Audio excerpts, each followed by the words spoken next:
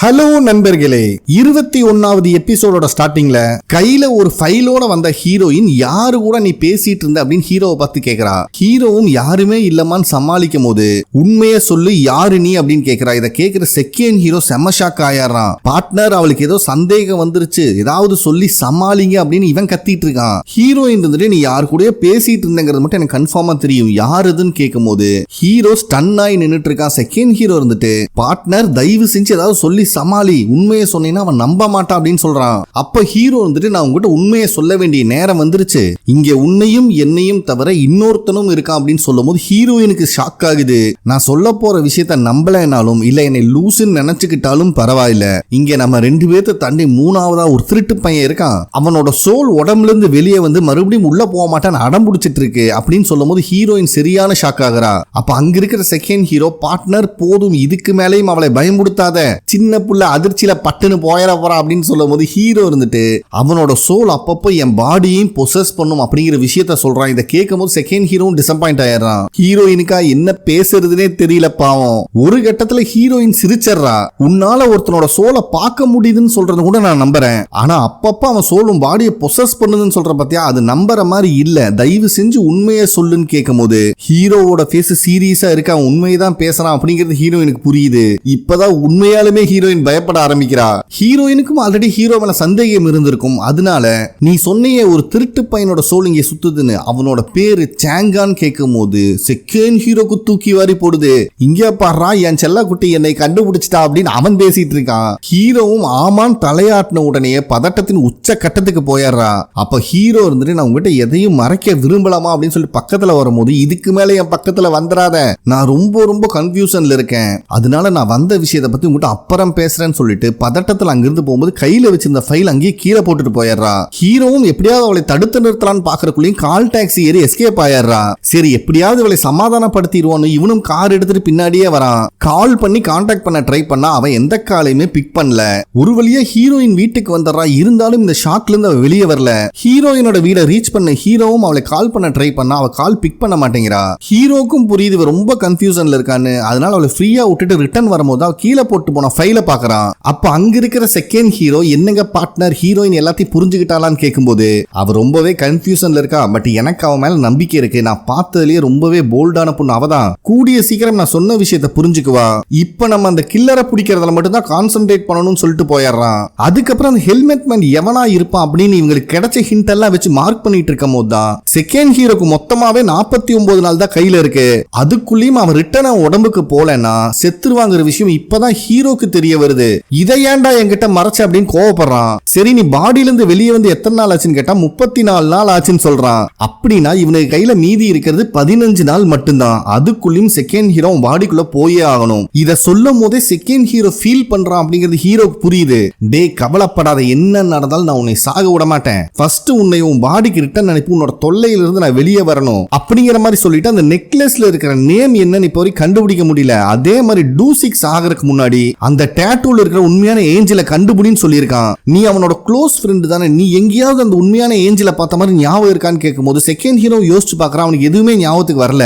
டே நல்லா யோசிச்சு பாடுறான்னு சொல்லும் போது அன்னைக்கு நடந்த ஆக்சிடென்ட்ல மண்டையில அடி வாங்கினது நானு, எனக்கு எல்லாமே மறந்து போச்சு, நீ வேணா யோசிச்சு பாரு, உனக்கு யார் அந்த டூசிக்கோட போட்டோ அனுப்புனாங்க, ஒருவேளை போலீஸ் டிபார்ட்மெண்ட்லயே ஏதாவது கருப்பு ஆடு இருக்குமோ அப்படின்னு இவன் சொல்லும் போது ஹீரோ கோவம் வந்துருது.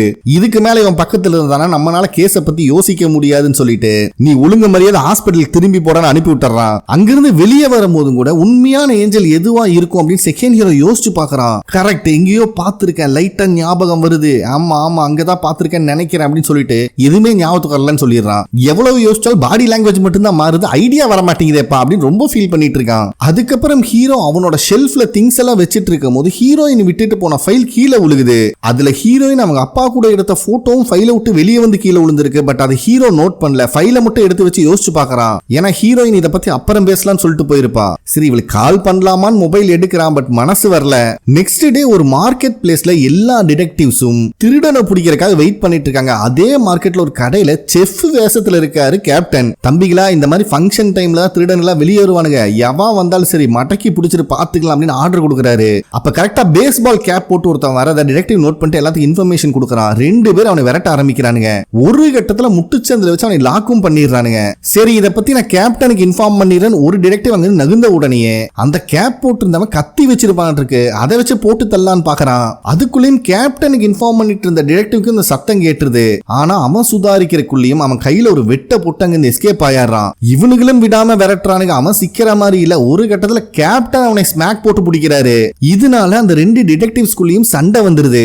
ஏன்டா அவன் வெப்பன் வச்சிருக்கான்னு தெரியுது, அவனை போய் அசால்ட்டா ஓட விட்டியடான்னு இவன் கோவப்படுறான். டே நான் வேணும்ட்டே பண்ணடா, அவன்கிட்ட வெப்பன் இருக்கிறது எனக்கு தெரியாது, நம்ம சுதாரிக்கிறக்குள்ளேயுமே அவன் வெப்பன் எடுத்து எஸ்கேப் ஆயிட்டான்டான்னு இவன் சொன்னாலும் அவன் கேட்கிற மாதிரி இல்ல. இதனால கையில அடிப்பட்ட டிடெக்டிவ் கோச்சுக்கிட்டு ஸ்டேஷன் விட்டு வெளியே போறான். இவனும் சமாதானப்படுத்தலான்னு பின்னாடியே வரும்போது கரெக்டா ஹீரோ ஆப்போசிட்ல வந்துடுறான். என்னடா விஷயம் கேட்கும்போது லாஸ்ட் டைம் மாதிரி தான்ப்பா, சுதாரிக்கிறக்குள்ளேயும் வெப்பனை எடுத்துட்டானுங்க, இவன் புரிஞ்சுக்க மாட்டேங்கிறான் அப்படின்னு சொல்லும்போது ஹீரோ தான் இவனை சமாதானப்படுத்திட்டு உள்ள வரான். ஹீரோவும் இன்ஃபர்மேஷன் ரூமுக்கு வந்து அங்க இருக்கிற லேடி ஆபீசர் கிட்ட 16 வருஷத்துக்கு முன்னாடி நடந்த கேஸோட டீடைல் எடுக்க சொல்றான். ஏன்னா செகண்ட் ஹீரோ நான் உன்னோட பாடியில இருக்கும் போது எங்க அப்பாவோட ஆக்சிடென்ட் கேஸ் ஃபைல பார்க்க ட்ரை பண்ணேன், பட் அதை யாரோ ரெஸ்ட்ரிக்ட் பண்ணி வச்சிருந்தாங்க அப்படிங்கிற விஷயத்த சொல்லியிருக்கான். அதனாலதான் இப்ப அதை நோண்ட ஆரம்பிக்கிறான் ஹீரோ. பட் இப்பவும் ஹீரோனால அந்த டீடைலை பார்க்க முடியல. யாரு ரெஸ்ட்ரிக்ட் பண்ணான்னு கேட்டா அந்த டீடைல் லேடி ஆபீசருக்கு தெரியாது. சரிமா அந்த ஆக்சிடென்ட் நடந்த சீன்ல யார் யாருக்கு அடிபட்டிருக்குன்னு கேட்கும் போது ட்ரக்கை ஓட்டிட்டு வந்த ஒரு டிரைவரும் ஆப்போசிட் கார்ல வந்த 2 பேரும் இறந்திருக்காங்க. இதுல உயிர் பொழைச்சது அந்த ட்ரக் ஓட்டிட்டு வந்த டிரைவரோட பையன் மட்டும்தான் அப்படின்னு சொல்றாங்க. அதை தவிர வேற எந்த டீடைலும் அங்க சிஸ்டம்ல இல்ல. அப்படின்னா இந்த TJH இனிஷியல் போட்ட செயின் யாருதான் இருக்கும்னு ஹீரோ யோசிச்சுட்டு இருக்கும் போதே அந்த லேடி ஆபீசர் இருந்துட்டு இந்த கேஸோட இன்சார்ஜா இருந்த டிடெக்டிவ் யாருன்னு என்னால சொல்ல முடியும் அப்படின்னு சொல்றாங்க. பட் எந்த பேர் சொன்னாங்கன்னு நம்மளுக்கு காட்டல. நெக்ஸ்ட் ஹீரோ எவிடன்ஸ் ஸ்டோரேஜ் ரூமுக்கு போலான்னு பார்க்கும்போது ஆப்போசிட்லயே கமிஷனர் வந்துடுறாரு. தம்பி என்னப்பா டைரக்டர் மீட் பண்ணியாட்டு இருக்கு அப்படின்னு கேட்கும்போது ஆமான்னு சொல்லிடுறான். சரி இதுக்கப்புறம் டைரக்டர் கிட்ட இருந்து கொஞ்சம் விலகியே இரு அப்படின்னு சொல்றாரு. இந்த பைபிள நல்லதுக்கு சொல்லுதா கெட்டதுக்கு சொல்லுதான்னு ஹீரோக்கு புரியல.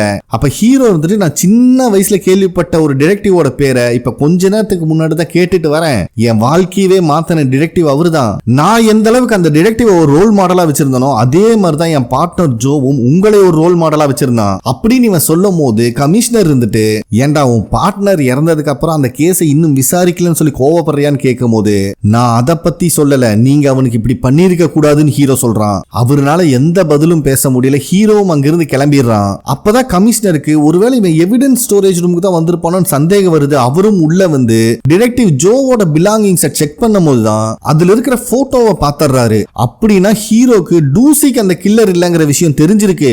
அதனாலதான் இந்த கேஸை விட்டு கொடுக்காம அவன் நோண்டி நொங்கு எடுத்துட்டு இருக்கான் அப்படிங்கிறது புரியுது.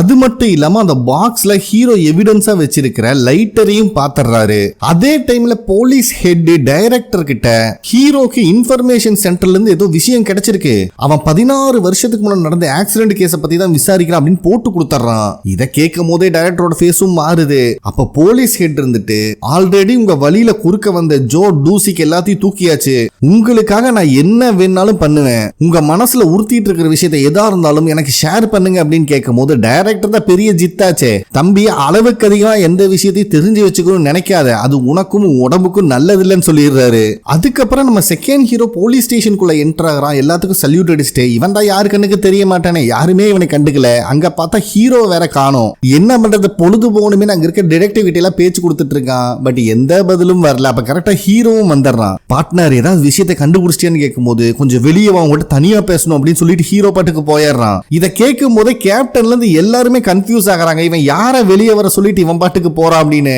இதுல அங்க இருக்கிற டிடெக்டிவ் வேற தம்பி சங்கு நீ தான் அவனோட பார்ட்னர், உன்னையதான் கூப்பிட்டுருப்பான் போப்பா அப்படின்னு கோத்துடுறான். சோ ஹீரோவும் செகண்ட் ஹீரோவும் அந்த செயினை பத்தி விசாரிக்கிறதுக்கு ஒரு கடைக்கு வந்திருக்காங்க. அங்க இருக்கிற பெருசு இருந்துட்டு இது ரொம்பவே பழைய டிசைன், ஸ்பெஷலா ஆர்டர் கொடுத்து செஞ்சிருப்பாங்களாட்டிருக்கு, இனிஷியல்லாம் போட்டிருக்கு, இதை கண்டுபிடிக்கிறது ரொம்பவே கஷ்டம் அப்படின்னு சொல்லிடுறாரு. கடைசியா கேப்டனும் மத்த டிடெக்டிவும் சேர்ந்து மார்க்கெட்ல ஒரு திருடனை பிடிச்சிருப்பாங்க பாத்தீங்களா, அவனை வெளியே கூப்பிட்டு வராங்க. அப்ப எல்லா ரிப்போர்ட்டர் அவன்கிட்ட கொஸ்டின் கேட்கும்போது ஹீரோயின் கொஞ்சம் கஷ்டப்பட்டு இருக்கா அப்படிங்கறத ஹீரோவும் செகண்ட் ஹீரோவும் பார்த்துட்டு தான் இருக்கானுங்க.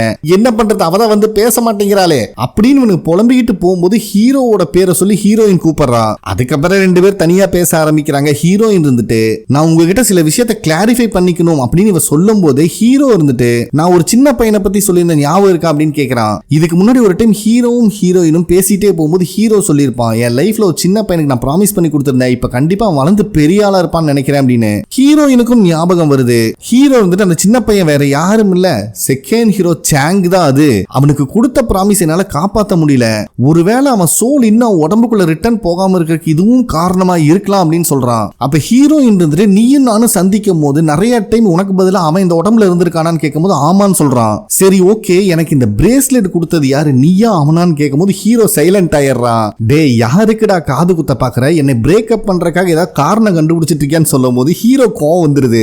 ஏமா நடந்த விஷயத்தை இவ்வளவு பொறுமையா உங்ககிட்ட எக்ஸ்பிளைன் பண்றான், அப்பவுமே நீ நம்ப மாட்டேங்கிறீ அப்படின்னு இவன் சொல்லும் போது திடீர்னு ஒரு நாள் நான் வந்து என் உடம்புல வேற யாரா இருக்கான்னு சொன்னா நீ நம்புவியா, இதெல்லாம் என்னால நம்ப முடியாதுன்னு அவனை ஒரு கடைக்கு கூப்பிட்டு வரான். இங்க பாரு, நீ அதிகமா வேலை செஞ்சு ரெஸ்ட் எடுக்கிறது இல்ல, ஃபர்ஸ்ட் இதெல்லாம் சாப்பிட்டு ஹெல்த்தியா இரு, நல்லா ரெஸ்ட் எடு, எல்லாம் சரியாயிரும் அப்படிங்கிற மாதிரி சொல்லிட்டு இருக்கா. சோ ஹீரோ சொன்ன எதையுமே அவன் நம்பலையாட்டு இருக்கு. இதுக்கு மேல இவளை விட்டா சரிப்பட்டு வராதுன்னு வாங்கின பொருள் எல்லாம் ரிட்டர்ன் கொடுத்துட்டு இங்க வா நான் உனக்கு ப்ரூவ் பண்றேன் அப்படின்னு ஹீரோயின் இழுத்துட்டு வந்துடுறான். அவளை ஒரு காஃபி ஷாப்ல உட்கார வச்சுட்டு ஹீரோவும் செகண்ட் ஹீரோவும் வாக்குவாதம் பண்ணிட்டு இருக்காங்க. ஹீரோ வந்துட்டு செகண்ட் ஹீரோவை உடனே என் பாடிக்குள்ளவா நம்ம ப்ரூவ் பண்ணி ஆகணும்னு சொன்னா அவன் ஒத்துக்க மாட்டேங்கிறான். இவங்க ரெண்டு பேரும் இப்படியே பேசிட்டு இருக்கிறத பார்க்கும்போது ஹீரோயினுக்கு கோவம் வந்துருது. டே ஏற்கனவே நீ சொல்றது போய் இதை நம்ப வைக்கணும்னு வர முயற்சி பண்ணிட்டு இருக்கியா, என்னமோ பண்ணி தொலைடான்னு கிளம்பலான்னு பாப்பா கால் ஸ்லிப்பாய் உழுக போயிடுறா. அந்த சமயத்துல ஹீரோயினை தாங்கி பிடிக்கிறது செகண்ட் ஹீரோ.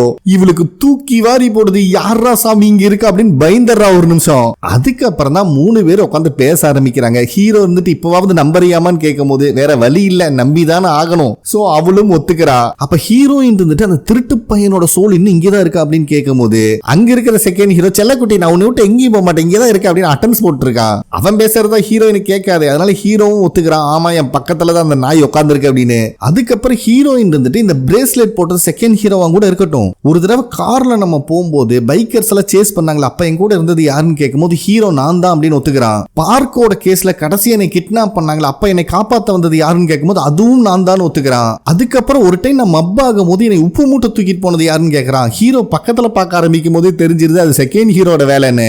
சரி என்னை யாருப்பா கிஸ் பண்ணதுன்னு கேட்டா 2 பேரும் அட் டைம்ல நான் தான் அப்படிங்கிறானுங்க.